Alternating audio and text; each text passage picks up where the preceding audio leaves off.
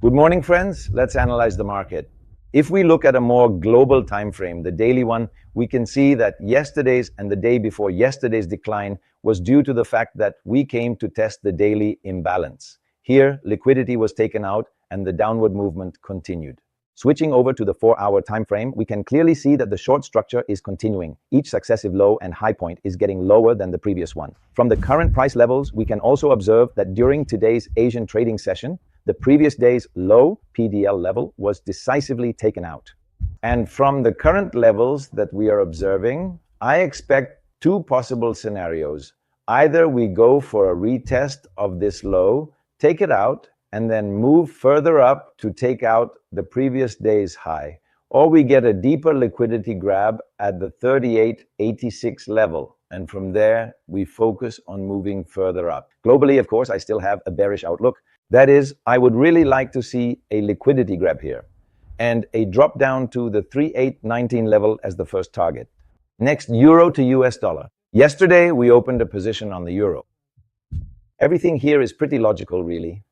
After reaching the daily imbalance, the price moved to take out this liquidity. After this liquidity was taken out, we saw a break on the hourly time frame.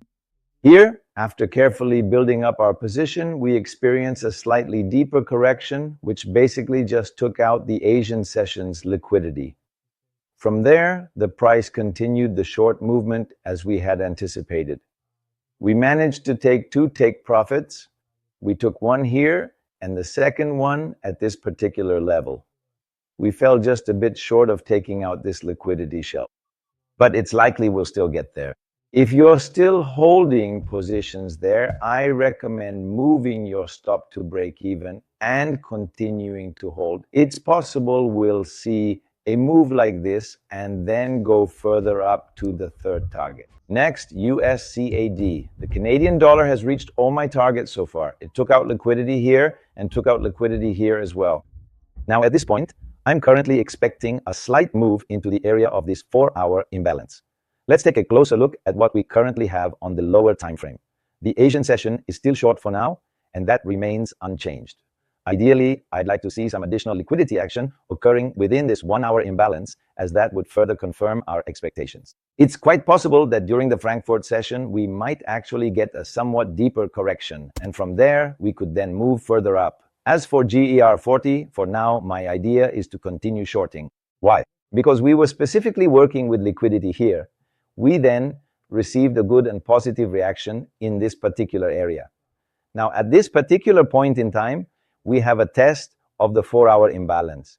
In the context of the 4-hour balance, an order block has formed, which we have already managed to test successfully. Right here. And if either the London or Frankfurt markets give us a pretty good reaction, maybe something like what is shown here, or perhaps after the price action has taken out the high set during the Asian session, then I'll be looking to gradually build up short positions. My short targets in this case will be set quite low. The first target is the previous day's low, also known as the PDL level. After that, the next target I will be watching is the previous week's low, or the PWL level, which is the lowest price reached during the last week of trading. And then a more global medium-term target is 23,676.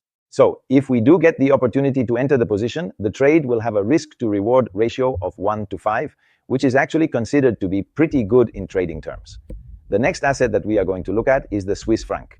I still want to go long on this particular currency. As I mentioned in the previous review, after breaking through this imbalance zone, you can consider taking a position on the retest, which could potentially offer a favorable entry point. I missed this a bit on the chart and didn't see it, so you could have entered here in this particular way. As I mentioned, you should place the stop just behind the Asian low. The nearest target was the PVH level and also liquidity at the 8160 level. The trade is almost 1 to 2.5. The next asset is USD/JPY. For the Japanese yen, I also expect the longs to continue. We wanted to enter a position here. As I mentioned, it was possible to start accumulating from here, but we didn't get the opportunity. So now I see that the Asian session is bullish. It's quite possible that we will see another significant move and a potential liquidity grab happening right here in this area. And after the liquidity is eventually taken out from this particular low, I will then carefully consider possible long trade scenarios with a target set at this previous high. And if we look at the bigger picture, there are probably still some levels that can be taken out. Yes, we certainly have this level, this high indeed. As you can see, absolutely.